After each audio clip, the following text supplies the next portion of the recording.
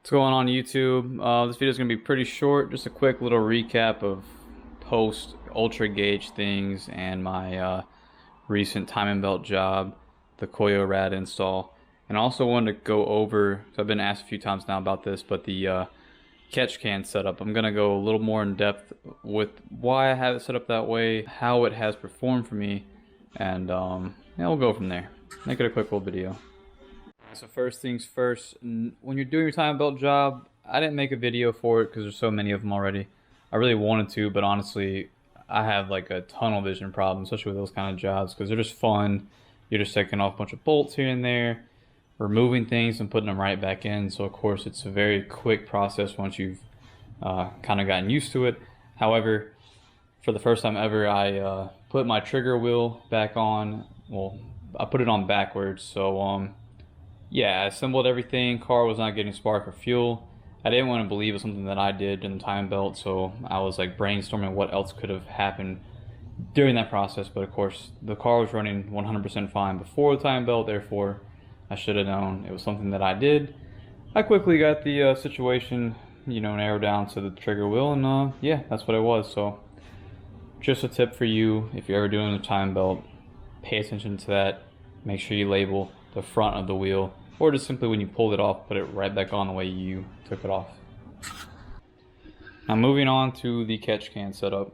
I addressed this in my first video, but I don't expect a lot of people to watch that video for the purpose of Mazdaspeed catch can things. So I'm gonna go over how these usually come, and then what happens to them when you do the little enchilada kit, and then how I progressed to this setup here, which has been pretty reliable for me. It's a Miata, it's turbo, it's gonna have blow by, it's gonna do things with oil and move it around, but I did not want oil in my intake track whatsoever as far as the piping goes or the intake manifold.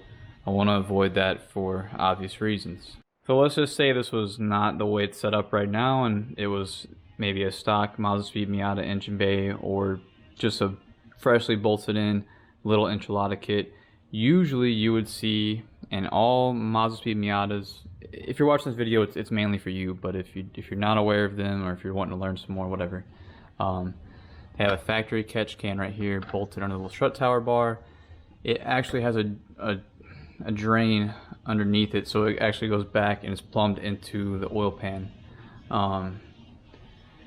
And then it would be sourced. When I say sourced, I mean like what's helping it vent or do what it needs to do. It would have a little line that runs to the strut tower bar, and then it would come over here and it'd be plumbed into the intake. Your intake essentially is helping suck the air out of the head to relieve the pressure, so on and so forth. But of course, what that also can introduce is the fact that, well, hey, it's sucking pretty hard, and boom, you have oil now traveling through the line into the intake, in through your turbo, through your compressor, then right through your intercooler piping. You get the idea. That's why I have all that capped off. I don't want oil in my intake at all. Now the second thing too, with the oil drain on the factory catch can, under high G forces or whatever, that the issue that's at least was described in most write-ups or whatever, or reviews, is that it's possible that you could have that drain actually become like an intake of some kind if you were so plumbed that way, and it would basically suck the oil back up through the tube, through the can. Not a good thing to be happening, which is why I have installed, and most people install, like a check valve in that drain line, so that oil can only go down, like gravity fed, but it can't be sucked or pulled back up. Kind of the same way your PCV would work, but in a drain scenario in a gravity fed line.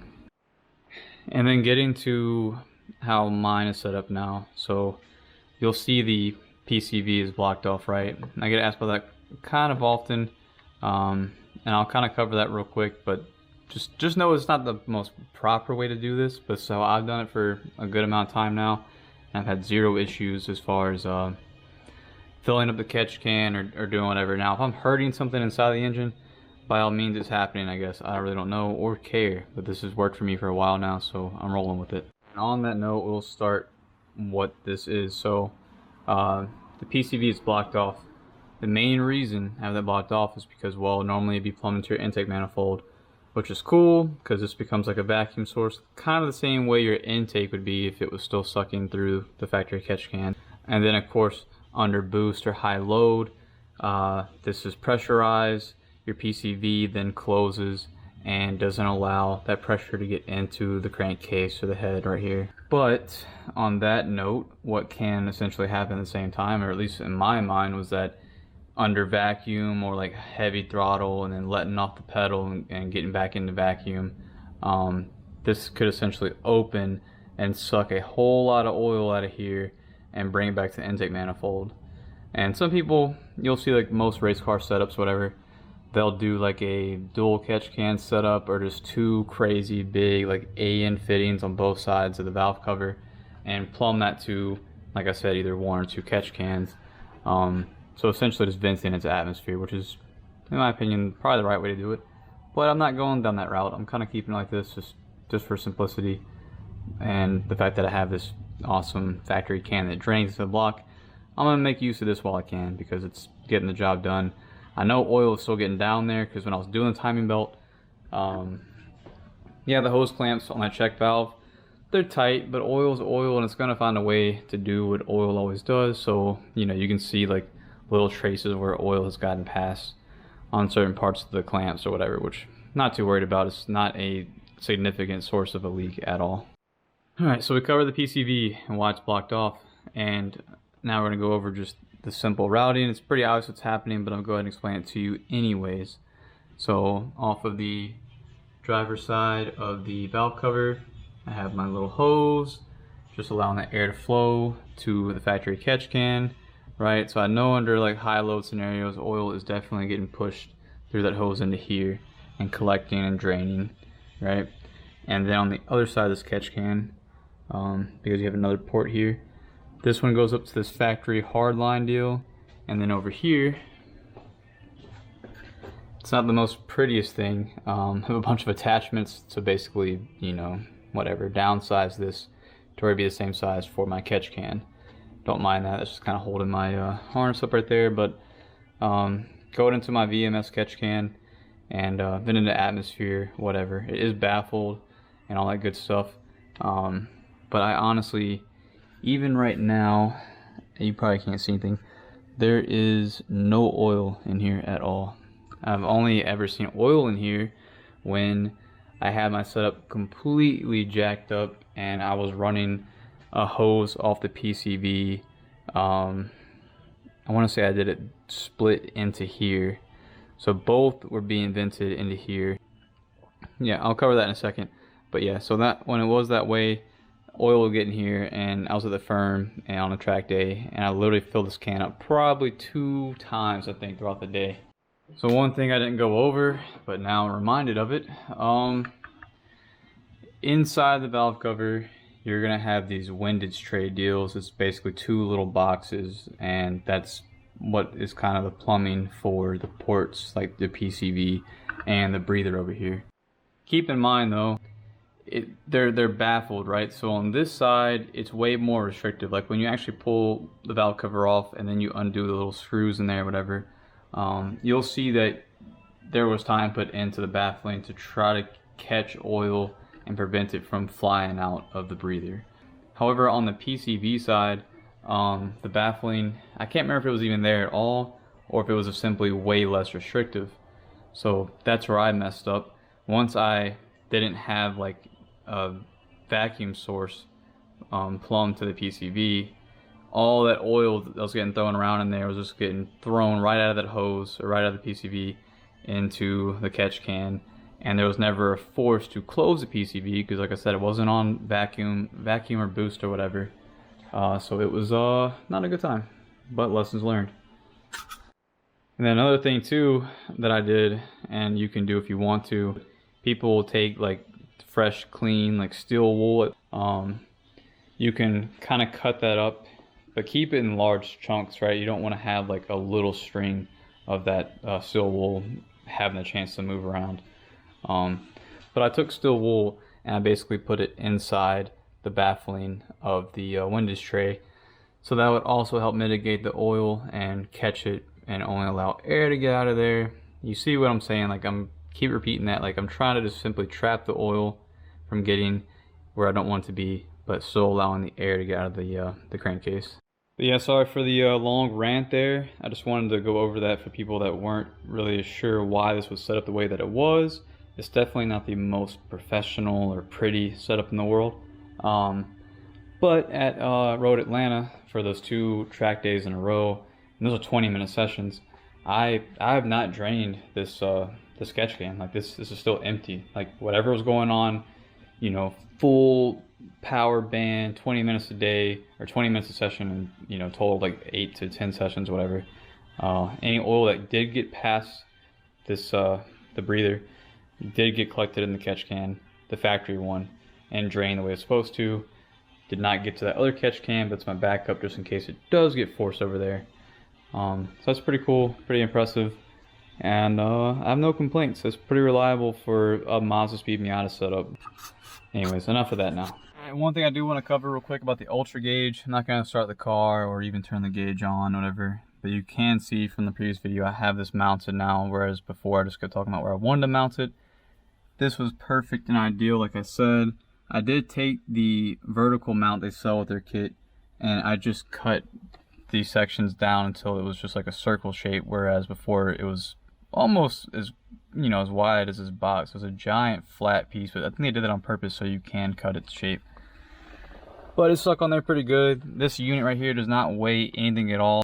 Solid mounted piece right here. I'm happy with it.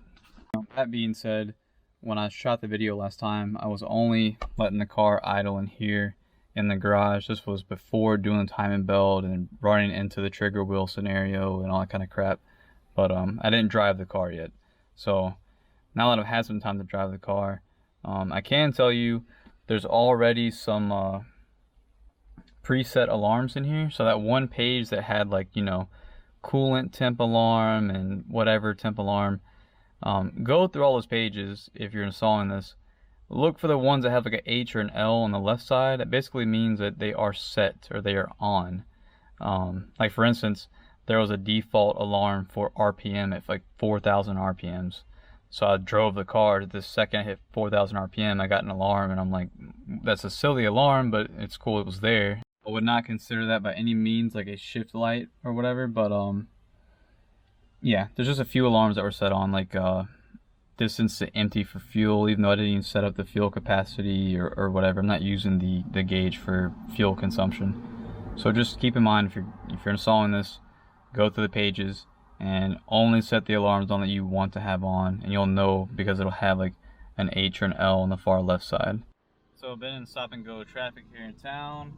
Still have only reached about 196. Obviously I won't know like real stress test scenario temps right now, but just hit the highway for a good 20 minutes now. I'm about to go inside local Walmart, get some groceries. Temps have been pretty consistent around 190 to 195.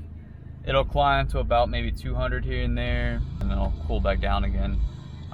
Overall, pretty excited about that. It's just nice to have a solid number to go off of.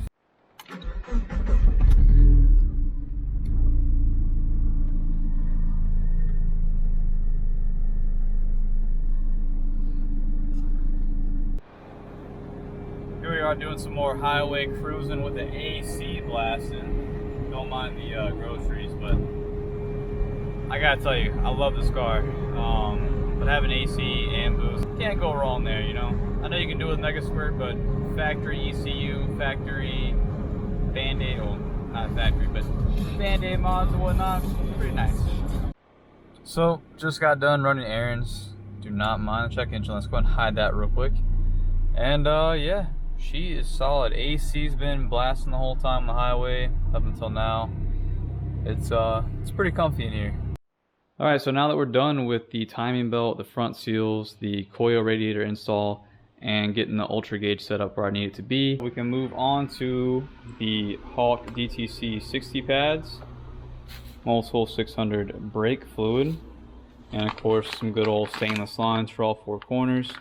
That's my next job I have lined up. It might happen today, might happen tomorrow, we'll see. And then we'll also knock out my Fly Miata oil cooler. Pretty cool stuff. It's I forgot the word for it now, but it's got like a thermostat in there so that oil is only going to flow to the cooler when it needs to. And sorry, I'm probably saying cooler really weird right now, but it's whatever. Fancy little stainless lines. Drop in the comments if you want a video on the whole brake setup, the pads, breaking them in. So I'm going to use the instructions provided on Hawk's site. You know, the whole embedding procedure of like going fast and braking, letting them cool down, basically heat cycling them, then getting the material kind of set on the rotors. But I'll be doing that, the fluid, the lines, all at the same time, so it's just one easy job to do. And then yeah, if you want to see a video on the Fly Miata oil cooler install, let me know. It's pretty simple, pretty plug and play, but I'll definitely cover it if people want to see it. So I will catch you guys later.